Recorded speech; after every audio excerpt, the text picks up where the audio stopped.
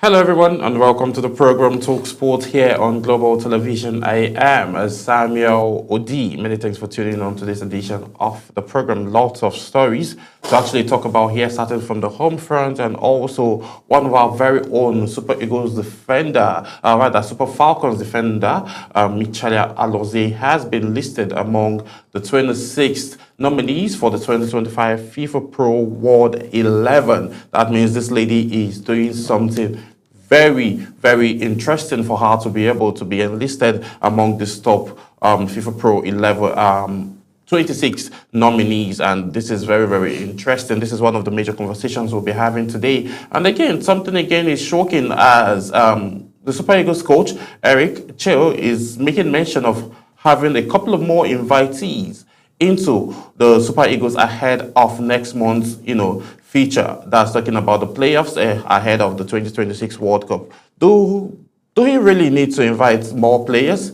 We'll find out, and then we'll have a conversation around that. For me, I think he should invite those that will bring results, and someone that can be very creative in the midfield and also help out in the defense, just in case Kelvin Bassey is not on 100%, or William Charles Ekong is not on 100%, so we'll have someone who is as efficient as these individuals to, cover up and have Nigeria not miss the World Cup ticket come 2026, or come next month rather. So we'll be having that conversation, and then we'll also take a quick flight to the US, where we'll have conversation around the NBA, as it's just been 2 weeks into the regular season, and then the Emirates Cup also is coming up around the corner, where we'll see the entire 30 teams be segregated into groups. That will be, I think, around 6 groups, and then they will battle in Abu Dhabi for the Emirates Cup. The first ever was played last year, and I was talking about last season, and then we saw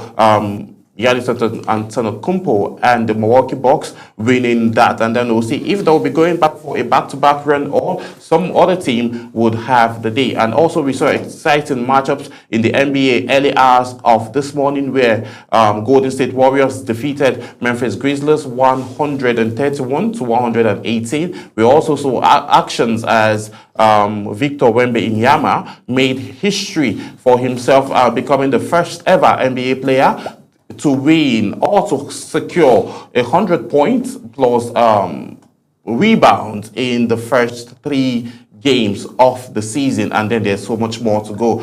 Some persons have argued that Victor Wembanyama is a cheat code, and he's also going to go down as one of the greats in the history of basketball. We'll have that conversation as well. So there is so much more to talk about. We saw yesterday Atlético Madrid defeating Real Betis 2-0 in La Liga, and it was very, very interesting matchup to watch. And then just over the weekend, still just to bring you a quick recap and revive your memory with what we saw happen in the El Clasico, and I was really happy for the turnout. This is Xabi Alonso winning since 2016 after Zinedine Zidane. This is the first time another coach has won the El Clasico game. That's talking about between Barca and Real Madrid, and the man that made sure that happened was Xavi Alonso. We'll still have a conversation around that light. So we've been hearing rumors that Vinicius Jr. would want to leave Real Madrid because of the whole saga going on with the El Clasico, Real Madrid and Barcelona, all of those kind of stuff. But we'll see, get to the root of the story. I know if he's actually going to move, but I don't think Vinicius Jr. would be leaving Real Madrid anytime soon. And for Yamal, he talks too much, he's young. And then I was happy that Real Madrid really won, and they won in a dramatic and in a very, very classic fashion. And then the latter end of the matchup, where we saw, fights about to break out. I think if you all watch basketball and then you saw Ja Morant is a very young dude who is also a very good basketball player, just like Yamal. He also talks too much, he talks stuff, but when it's time for actions, you see him, chickening out. So the whole fight was left between, Rafinha and Vinicius Jr. At the end of the day, Courtois also just getting all upset and all of that. We'll have that conversation and more. But today, joining me to have this conversation today on Talksports is Romeo Mafidon, who is also a sport analyst. Romeo, how are you doing today? Fine, thank you very much. Thank you for having me here. Mm-hmm. All right, so let's get right into the conversation of the morning. Let me bring you a big story. And our first big story is coming, obviously, from the home front. And like they always say, ladies first. The Super Falcons defender, Michael Alozie, has been listed among 26 nominees for the 2025 FIFA Pro World 11. The FIFA Pro World 11 is the only global football award voted for exclusively by professional footballers. Alozie, who plays for Houston Dash in the NWS League, is one of three African one of Africans nominated for the award. She featured in the Super Falcons, recording exceeding 10th WAFCON triumph in Morocco earlier this year. Other African players who made the nomination list are Moroccan captain Gazia Chekbak and Zimbabwe skipper Barbara Brenda. And these are the only ladies that have been able to, been enlisted from Africa, generally from Africa to be able to be in this category. This is just so interesting, but I'm shocking that I did not see Nadozie that's talking about Nigerians female goalkeeper on this list. And let me just get the take of Romeo on this subject. Looking at Alozie making it to this list, how does her work ethics speak in line of her making it to this 26 nominee list? No, first of all, it's mind-blowing seeing a Nigerian female actually being there. Mm-hmm. That's very shocking because the FIFA Pro is not something to joke with. Mm-hmm. First of all, she being there is just like the Ballon d'Or of Exactly. Yes. She being there is a big concept to we Nigerian ballers, both the male and the female. Mm-hmm. Playing in a league that is not even the top 5 leagues in the world. She's playing in an American league, and American leagues are not even part of the top 10 because leagues. of the time exactly frame. Yes, they are not normal. They're not into any Europe competition, any Europe clash. It's always just American thing. Balling there, being selected from an American league. I think she's the only player selected from an American league. Yes, she is. Into the FIFA Pro division. So that not only being the Nigerian, being the only person from the league, being the only person from the club. It's exceptional for her to be there, and I'm so happy she's there. Exactly. Being one from Africa, and again, she has been very, very instrumental with her club side, and also you all know how instrumental she was for the Super Falcons when they faced on Morocco in the finals, and then she defended properly. We also saw when they played in the Women's World Cup against England. She was very instrumental, and a whole lot really, really happened, and we're very, very excited for this outing for her, and we hope to see she making the final 11 because they'll be taking out the remaining numbers, and then 11 persons, 15 numbers will be taken out, and then I hope she makes it to the final list. And you all, professional footballers, just go ahead and vote for our own. Congratulations to her for this amazing outing, looking very pretty with her Nigerian jersey. That is just so exciting to see. So moving on, let's talk about the Flamingos. That's talking about the under-17 female football team as Flamingos battle Italy for World Cup quarterfinal spot. They had a slow start, but these ladies didn't even relent. They kept going and going. Now they are seeking to get a quarterfinal spot. Nigerians women on the 17 team, the Flamingos, will face a formidable Italian side in the round of 16 at the under-17 World Cup in Morocco later today, with a place in the quarterfinals on the line. Report says the encounter is set to pitch two of the Football Academy, Mohammed the fifth in Rabat, and promises to be one of the most intriguing features of the knockout stage. This will be the first ever meeting between the two nations at this level. Italy, who have been one of the tournament's most impressive team, qualifies as group leaders after a flawless run of 3 straight victories, a thrilling 4-3 win over Brazil, a 3-1 triumph over host Morocco, and a convincing 3-0 over Costa Rica, led by informed striker Giulia Ganli, the tournament top scorer with 5 goals. The Italians have shown attacking flair and defensive discipline in equal measures, making them strong favourites heading into the tie. Now, like I rightly mentioned, they had a very slow start, losing their first two games and then, rebounding back and then, fighting. No, I think losing their first game, settling for draw, and then winning their final game. And this has placed them in a position to fight for the round of 16. So looking at this now, the mindset of this players changed because the first outing was not so impressive. And then we saw these results coming up later on, and then they are struggling to, they made it through. And then now they are struggling to get a quarterfinal spot. Romeo, looking at this sport now, bunch of 17-year-old girls making Nigeria proud and having the mentality of not giving up and also fighting. What do you think? What do you make of this thing? Okay, firstly, a big congrats to the under-17 for trying to secure a spot in the World Cup. This is a very thrilling thing and inspiring thing to see.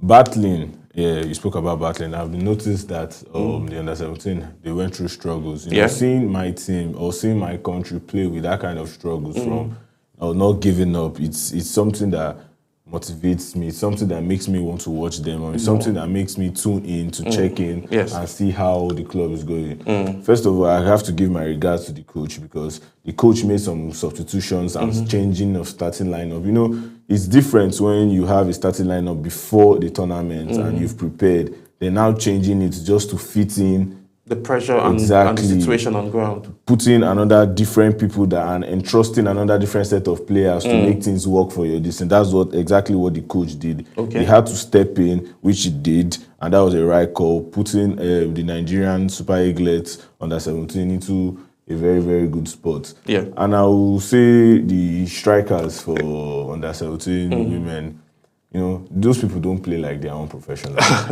To be honest, if you see them playing football. We've seen them. Most of them are actually from Edo Queens, or they play in the Nigerian Professional Football League for women. Wow. Yes. So most of them have actually, made marks and also gone to represent Nigeria in CHAN and all of that. But now, like you said, entrusting the task to an entire different, squad and having a different formation and rethinking and strategizing. I think kudos to the coach, kudos to the technical team for being able to, switch up the play, in the dire situation. Yes, in the desperate times. And then for the players as well, being mental ready to adapt to the change based on the fact that, yes, they started off slow and then we're seeing them progressing better than what they did earlier in the earlier game. So now let's talk about moving forward. Now later they'll be playing Italy. Italy has not lost any of their group stage matches, and then them now taking on Nigeria first time ever. What do you think? How do you think that match will pan out? And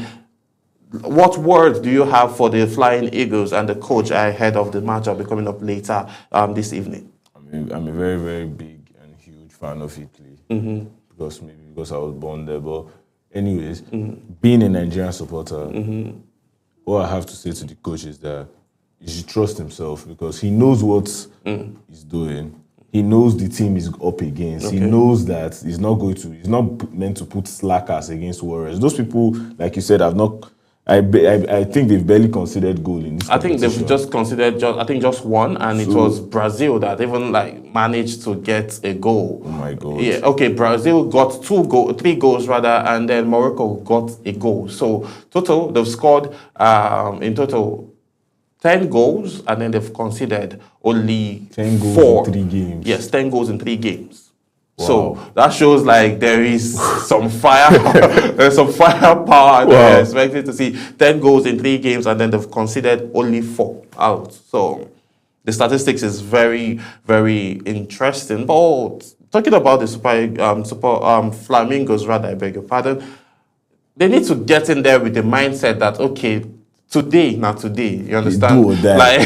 Because this sport needs to be secure. If they lose this match, it doesn't affect them. The Italians. Yes, it doesn't. But we need to secure this win because we having to fight for sports from the male team now too from the under-17 is tragic for us. Tragic. We need both of them to be there. We can't expect this team to lose and seeing that our men too are still going to go and lose in another country again. So what I encourage the coach, and I don't encourage the coach, I plead the coach to please read the game read the tactics, ensure that you do and entrust your players to take over and handle the pitch properly. Thank you. Okay, looking at it now, this Moroccan stadium, this Rabat to be specific, has been, favorable, I would say, to both Super Falcons and Super Eagles will be going to play there next month, and then the Flamingos also will be playing them later today. We just hope that the favor that the Super Falcons enjoyed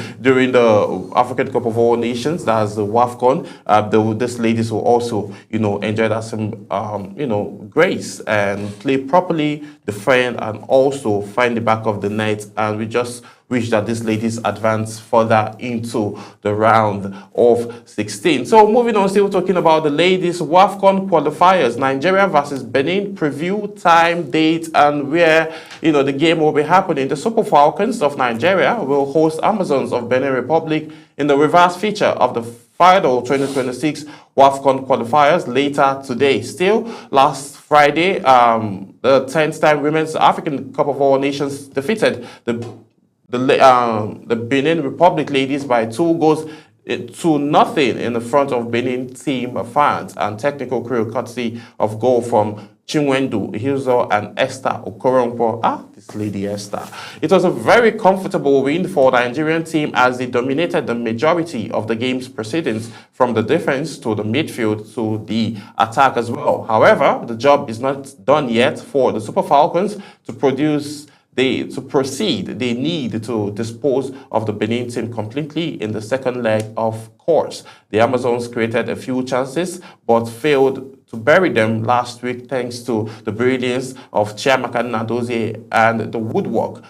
They would be hoping to do better later today. So we'll see how all of this will pan out. Nnadozie has been very vocal about the fact that the Super Falcons have been very, very ready. But I had a concern, Romeo. Remember when Real Madrid won their 10th Champions League trophy? Of course. And then what the FIFA say? You guys are keeping this one. Yes, sir. Okay, good. The Super Falcons have won the WAFCON 10 times.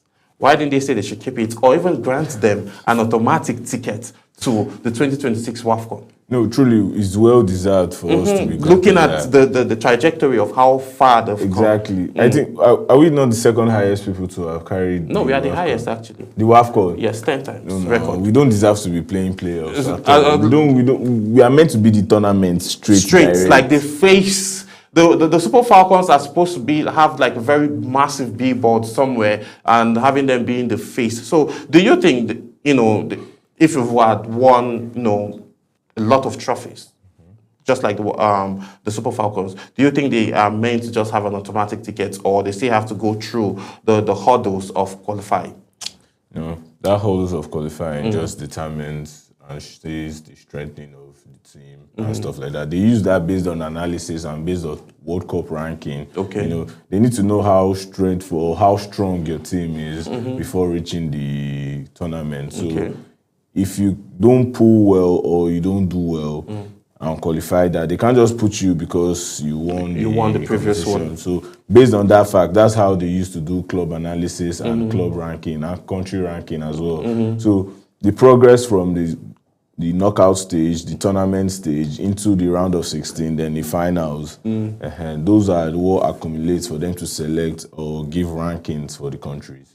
But having won the championship, that automatically makes you like the number one in that continent based on the fact that you're the champion. So on that note, now we'll just see how they will be able to,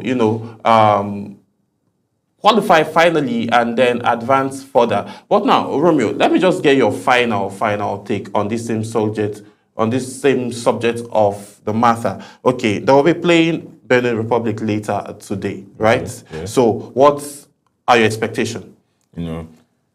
My baby girl Ashala is of course she'll be there to turn up the whole thing. Alozie as well.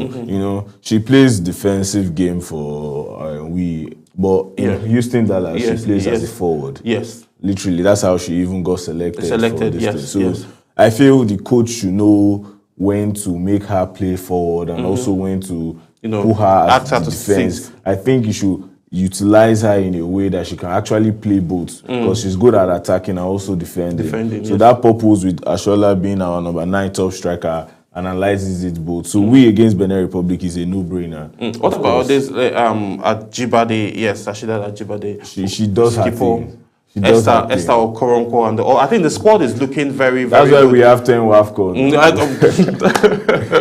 Literally, that's why we have 10. Actually, that's why we have 10 WAFCON, and it's just been very interesting to see how these ladies have been performing. And then we'll be going on a very quick break, and when we return back, we'll be having conversations around the male Super Eagles team, as the head coach made mention of inviting a couple of new players for the playoffs match that will be coming up later next month in Morocco. Stay with us, we'll be right back.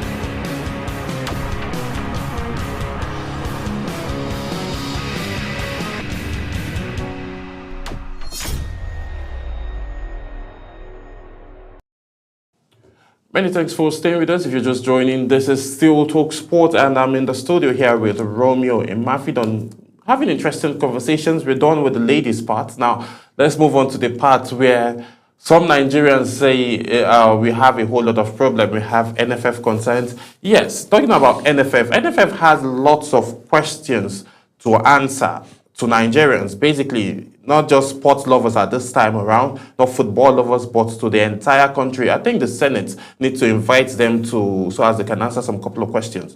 They were awarded, they were given $1.2 million by FIFA. That's, no, $2.4 million by FIFA to build two stadiums, one in Birnin Kebbi and then one in Delta State. And then we saw what was built in Birnin Kebbi. It looks like what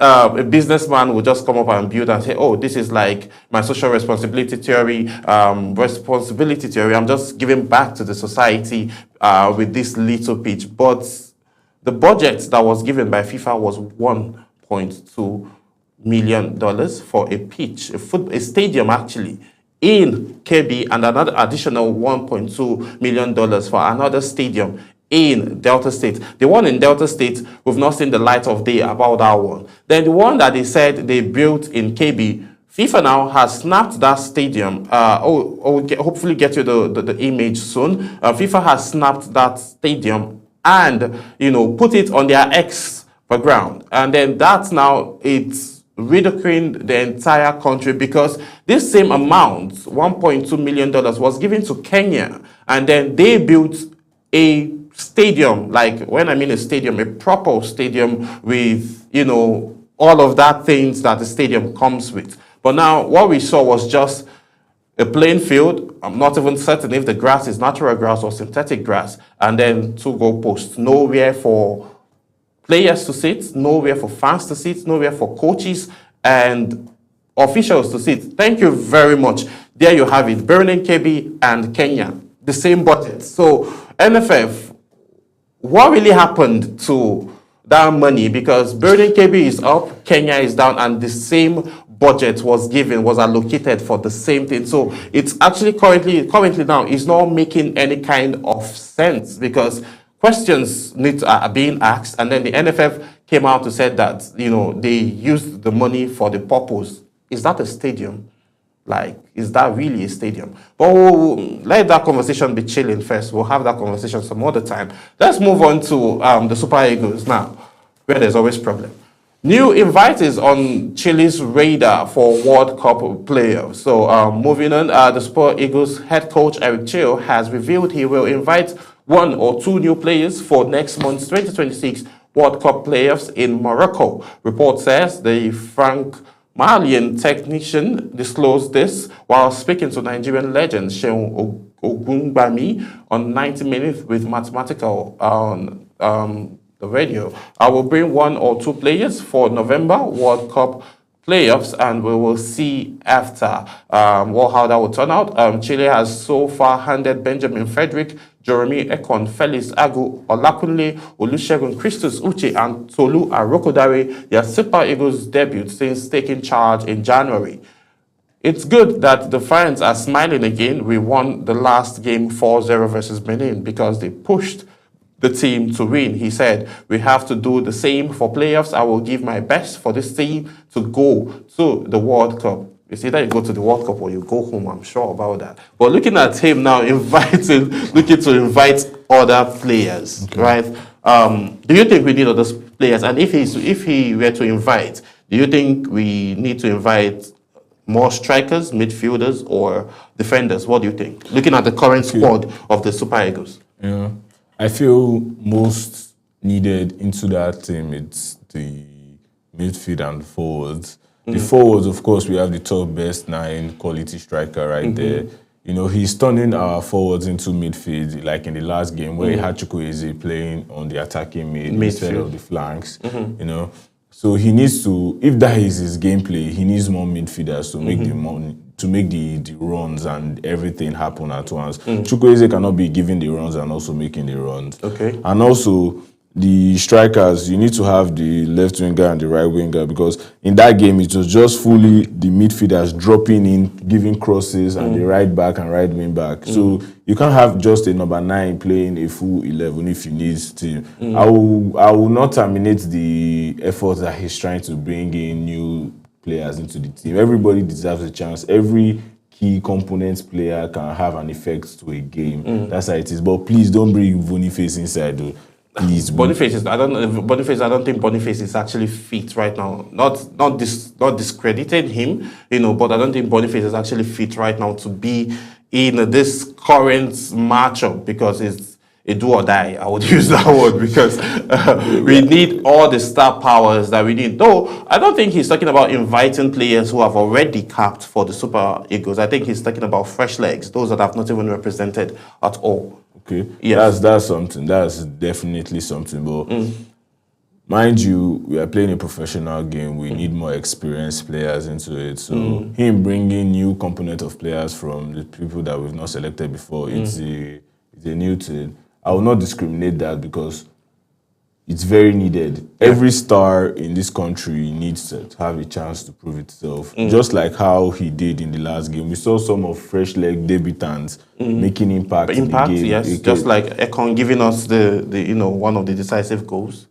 Okay, yes. We saw all those kind of players. So if the coach can see that that's what is needed for the team and brings in new definite players and new fresh legs to build up the team and restructure the team otherwise. But what do you feel? Do you feel our team needs fresh legs? I think we need additional midfield, because now let's say, okay, we need midfield. Actually, as it stands now, we need midfield, because we need not just a midfielder, we need a very good creative midfielder, someone that can, pull the strings, and when you're pulling it, you're sure that, okay, this pass is going for a kill. Having the kind of striker that we have, that's talking about Victor Osimhen. Now, you saw the chemistry between Samuel Chukwueze and Victor Osimhen in the last game that was played, where Victor Osimhen had hat-trick, and then Onyeka coming off the bench to score and then do the whole icing on the cake. Now, looking at it from those angles now, I think Chukwueze was more instrumental playing in the midfield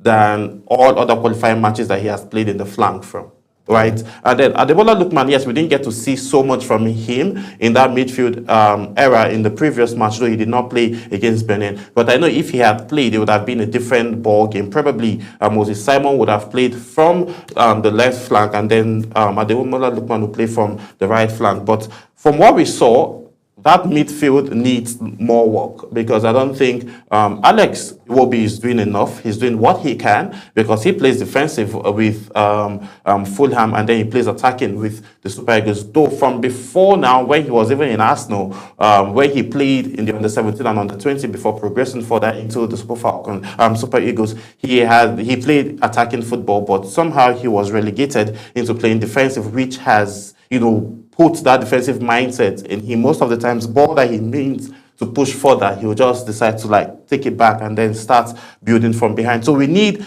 a killer creative midfielder. So if he can get us that, and then we have Victor Osimhen topping 9, and then Samuel Chukwueze supporting him with all of those kind of passes that Chukwueze understands to give Victor, I think will be good for next month, headed into the playoffs. Well, let's see how all of that pan out. Get us fresh legs, those that can bring us result. But I think in the attacking line, I think top strikers, I think we are really, really good in those lines. So moving on now, let's move away from football quickly and talk basketball as Victor Wembanyama makes history as Sports trashes Nets. That's a serious trash. Victor Wembanyama has made history in San Antonio Spurs' victory against Brooklyn Nets, becoming the first player in NBA history to record 100 points, 15 blocks in the first 3 games of the regular season. He beasted up. San Francisco Spurs overcame blowing a 26-point lead to win 118-107 and keeping their undefeated start to the season a blustering run of a form. With 9 minutes remaining in the third quarter, the home team had an 81-55 lead, but the Nets were 26-7, such cut the gap to 88-81. The team sealed up the match in the fourth quarter via a very impressive performance, which included a 10-0 run. The Victor Wembanyama inspired the team, now sitting top of the Eastern Conference standing with a perfect 3-0 record to begin the new campaign. In his first 3 games of the season, the 21-year-old Wembanyama became the first player in NBA history to score 100 points or more and dish out 15 assists. The Frenchman is the only player to have surpassed all 3 digits in the first 3 games of the NBA season, especially when you include his 40-plus rebounds. The silver medalist from Paris 2024 now leads the league in blocks per game with 6.0% in blocks, and no center has scored more than 33.3 points per game. After injury kept him out for the most of last season, the Frenchman's star looked like he has a stronger case to win the 2025 Kia MVP with this kinds of performance if he keeps them up. And then if he continues like this, talking about Victor Wembanyama, he would be able to advance further. And also, despite his injury, he still won the Rookie of the Year last season, and then this is just his second year, and I'm certain that he would be in the All-Star games come February, March next year, thereabout. So I know you're not just so big on basketball, but seeing a player playing in his second year, though he is 7 foot plus, 7 foot tall, and I'm looking at this performance. What makes you think he's going to advance further? You know, firstly, when I got to watch Wembanyama play basketball when I watched the 2024 Olympics, yes, which he played for the French, for his country, yeah, you know, he did exceptionally well, most especially at the final where he wanted to turn the game into his own parade, but Steph Curry and LeBron had otherwise and other plans. I think it's just Steph Curry, because it was just Curry saved United States. Steph Curry had the final, LeBron had the game. You know, coming from the round of 16 and the quarterfinals and the semi-finals, it has just been Durant and the King. Curry was out, he was dead out, he was zoned out just for the final, for him to put on that kind of show, which was prolific and epic from an MVP normally. So Wembanyama, of course, I see him winning this MVP this season, and of course getting to the All-Star. You know, for someone to be that tall, getting the rebound, getting the block, shooting good 3 points. Well, rebound and block, I would say, yeah, you're 7+. You should be able to get that with ease. But another interesting thing about him is that he puts the ball on the floor. He does crossovers. He steals, and then he shoots like Stephen Curry from deep, like from distant range, and it's just interesting to see that he had a very good summer working out. I saw a lot of pictures of him on social media. He traveled to China to go, he scraped all of his hair. he had a mental training and then went again and trained with KG, talking about Kelvin Garnett, who is a beast of a human being, and then having being mentally ready for the season. I'm just very excited for him and for the result and outing. I just hope that he doesn't suffer injuries, because that's the only thing that I can see basically now that can be able to slow him down. Well, yesterday or early hours of this morning, we saw Golden State Warriors taking on Memphis Grizzlies as they defeated them 131 to 118 in a very dramatic fashion. And also we saw OKC, the current NBA champions, defeating Dallas Mavericks also in a very interesting fashion. I'll be bringing you the highlights of those games. We'll be starting with Golden State Warriors first, and also we'll bring that of OKC versus Dallas Mavericks.